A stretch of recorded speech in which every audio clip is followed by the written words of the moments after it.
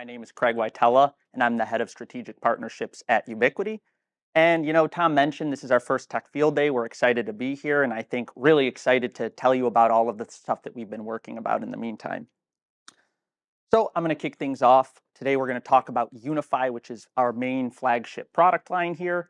And I want to tell you a little bit about where we came from, some of our key principles that we work on, and ultimately where we're going in 2024 and beyond. So we got our starts in the WISP market. See, we came out with a new radio card that ultimately enabled longer point-to-point distances. Our founder and CEO, Robert Pera, former Apple hardware engineer for their airport Wi-Fi division. I mention that mainly because you're going to see a lot of parallels between Apple and our company in terms of how we look at products. Over the years, this product line really evolved. We had some things that you might be familiar with, from Nano Station, Nano Beam, and ultimately our entire AirMax product line. I give this for background, but we want to talk more about Wi-Fi. And how did we get involved into, more traditional LAN networking? We wanted to solve the problem of managing Wi-Fi access points in a really scalable way. So what we wanted to do is flex some of our same muscles here and create the central platform that's going to really control how you manage Wi-Fi access points. See, we don't care if you have 100 access points or one. We want that same streamlined management experience. And staying true to the name, that's where we get UniFi.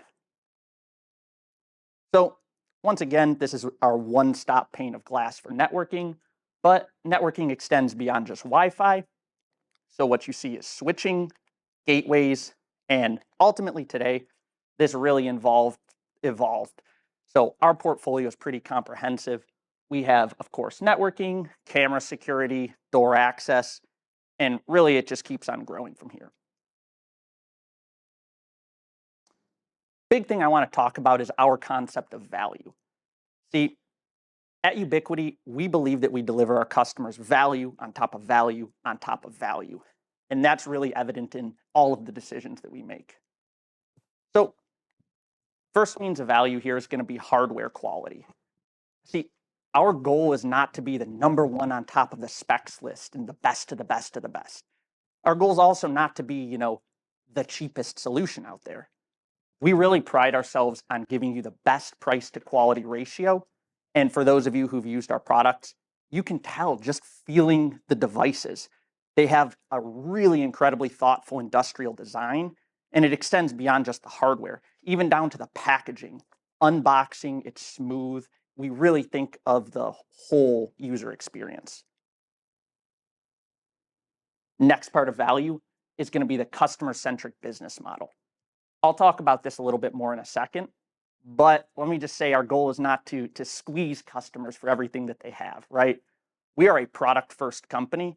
We invest heavily in R&D, and we want to deliver an excellent user experience, which is what brings us to our third point of value, software innovation. See, we believe in eliminating barriers to entry. We want our products to be accessible and intuitive.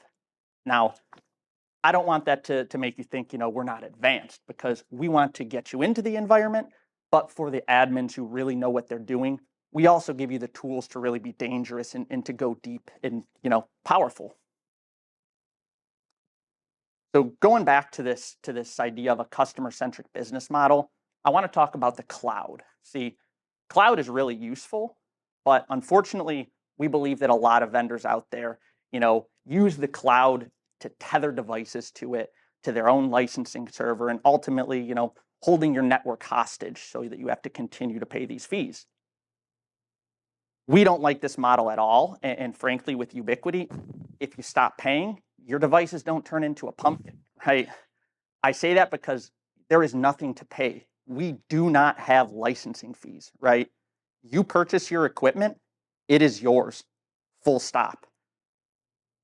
Beyond that, we give full flexibility on how you run the UniFi software, and even if you want cloud involvement at all, right? You can host it on your own hardware. We can host it on our servers. A third party can host it, right? You can fully air gap it and turn off the cloud altogether. Ultimately, our favorite option is what we call the cloud gateway. This takes a unified gateway, smacks on the control plane, and it's meant as an integrated solution. And ultimately, we like it because it gets you a lot of flexibility and some of the stuff that you'll hear later on. For some quick background, cloud can mean a lot of things to a lot of people. I just want to do a quick overview on what I mean when we say cloud. See, our cloud is our UniFi site manager. So unifi.ui.com.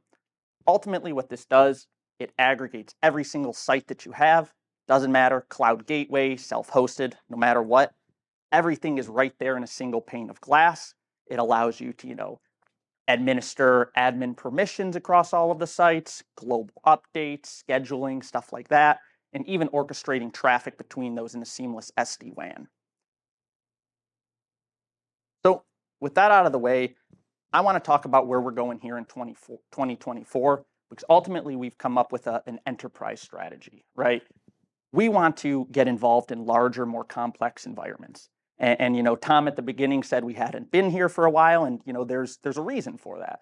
Ultimately, we were really hard at work, and I'd say around the time of COVID, I think that we really kind of took a step back and really narrowed in on our area of focus and focused on those core competencies.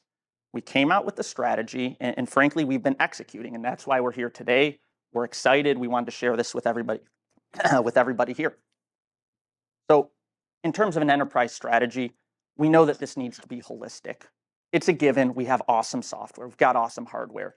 But we know that it has to involve everything: hardware, software, and support.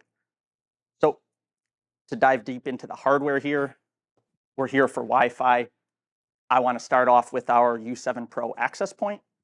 See, this has been released about 3 months now. We were some of the first to market with Wi-Fi 7 technology, and it's been really well received.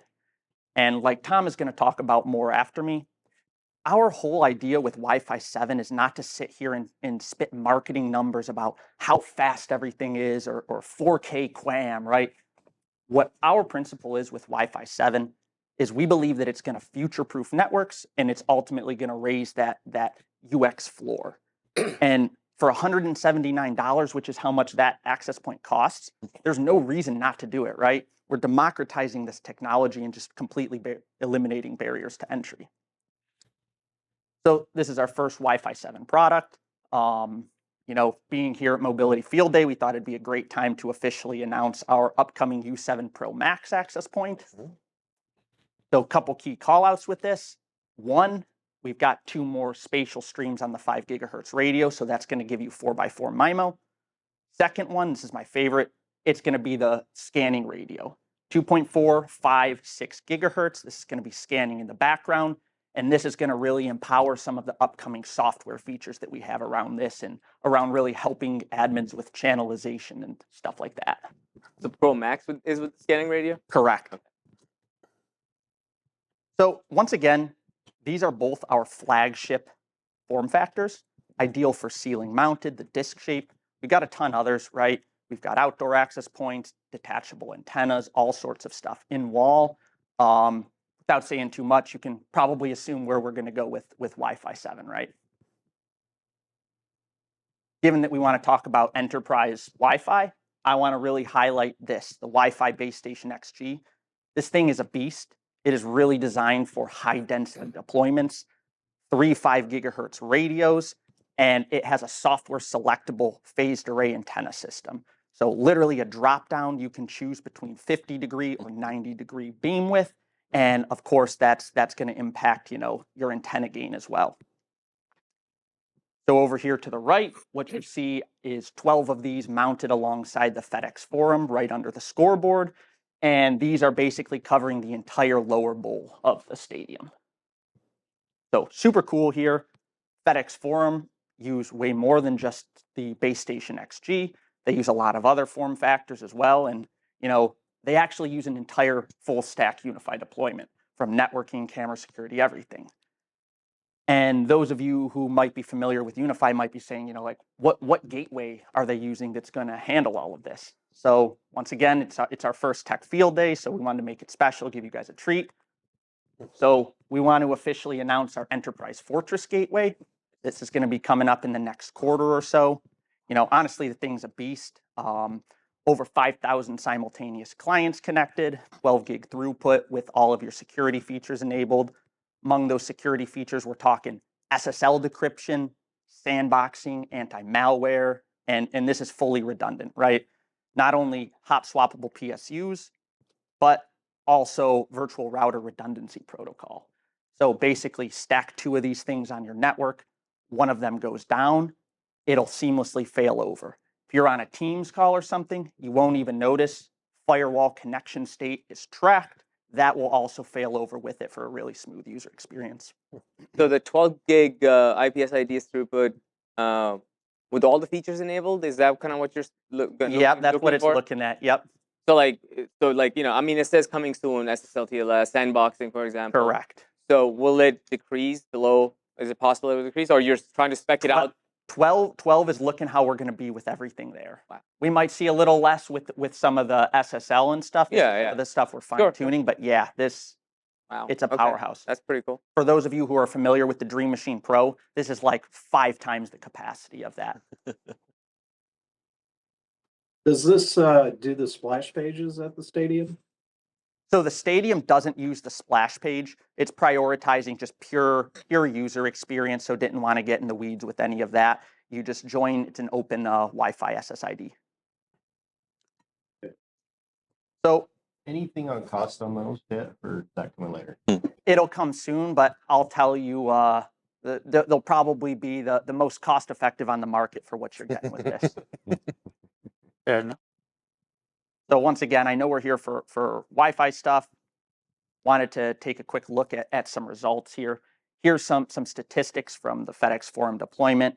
All of those stats you see on the bottom left, those are pulled right off of the gateway itself. So, tons of attendees. You see a couple games there with over 5,000 simultaneous clients.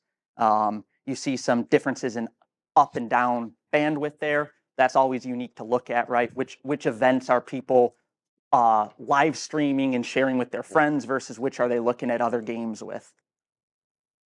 In terms of what you're seeing in the top right corner, that's directly off of our dashboard. Don't know what I can and can't say, so let's just say those are from back-to-back basketball games that take place in March, if you catch my drift. So it says 6 APs per user, which means you have 5,000 concurrent users times 6, so you have 30,000 APs? No, so what this is actually saying is it's tracking from when somebody comes in and first connects to the network, on average, how many APs. APs are they connected to? Yeah, how many they touch? Exactly. Gotcha. Okay, So- well, that's so it- way different than 6 APs Yeah. per user, isn't it? Daryl's not online. Right. Daryl's online. Sorry, I think I heard a question. Oh, no. But so yeah, that's a little bit about some of the hardware that we have. Once again, Enterprise Fortress Gateway, EFG is our acronym. That E is going to be really important and something to keep in mind for other products coming this year. And also, you can call it the BFG, right? So in terms of software here, so Andrew's going to go more in depth on our software offerings, but I want to talk generally our design philosophy with some of the software and how that we approach the enterprise space there. First and foremost, we want an approachable user experience here. You should be able to jump in and it should be intuitive. You shouldn't need to spend months and months and months into certification classes just to do basic things, right? But once again, if you are an expert, great. We've got everything that you'll need to be powerful and go to the next step. Actionable analytics. We give tons of information on our dashboards. We give you metrics. You can export it, syslog, whatever you need, right? We have it, but we like to go a step further and make sure that it's actionable. If clients are having trouble connecting to Wi-Fi, we're not just going to tell you this client can't connect. We're going to tell you, what is it, right? Is it a problem receiving DHCP? Is there a problem reaching your Radius server, right? What's going on? We're going to tell you before your user tells you because we want to get you ahead of the game. Augmented workflows. I think that this is where we're working at now and where we really see us moving for the rest of the year. Ultimately, what I mean is, we want to supplement workflows. we understand that enterprises all have their own distinct workflows, and we want to fit into it and really help streamline that. So for us, that really means two things: APIs and integrations, right? So, if Wi-Fi is performing poorly, great, let's generate a webhook for ServiceNow so that somebody can go take a look at that, right? Let's export stuff into your custom dashboards, however you want it, right? Active Directory, LDAP sync from your identity platform so that those admins can be within your site manager, right? And really empowering you to do more. Would this include enlisting Chat GPT capabilities for field port? That's getting more traction. I'm just wondering if that's part of. Yes, so we do actually have a strategy around AI. You can see some of our first results for it. We have a Ubiquiti portal mobile app. You can go in there, download it. We actually have our AI based in there, so you can ask pre-sales tickets or questions. I want this many APs, this sort of environment. What should I get? And it'll spit out lists and give you some basics. And yeah, we're looking at how we can best put this in the user interface, not just in terms of LLMs, but also more useful stuff and giving you actionable feedback. I just have a question on, I'm stuck. Your APs you put out have these crazy numbers that I just get stuck on. The Wi-Fi 7 said 350 users per AP. Yeah, so that's in a stationary state that they're connected. So it sounds like a marketing term, Yes. but we're not marketing people here. How do you have 350 simultaneous connections that have valuable data flows? I guess that's a fair point, right? We can modify that, and we're working on putting new numbers out. The reason I ask, because your Pro version had 500. Mhm. The airtime's exactly the same on both of them. Mm-hmm. So how can one have better use of airtime? So maybe I'll let Tom explain more. But Oh wait. you wait. Great. So next up here, support. We understand enterprises need a little bit more, right? So we have a whole strategy around our support and professional services. All of these things you see here, they are already publicly available. They're being heavily invested in as we go, right?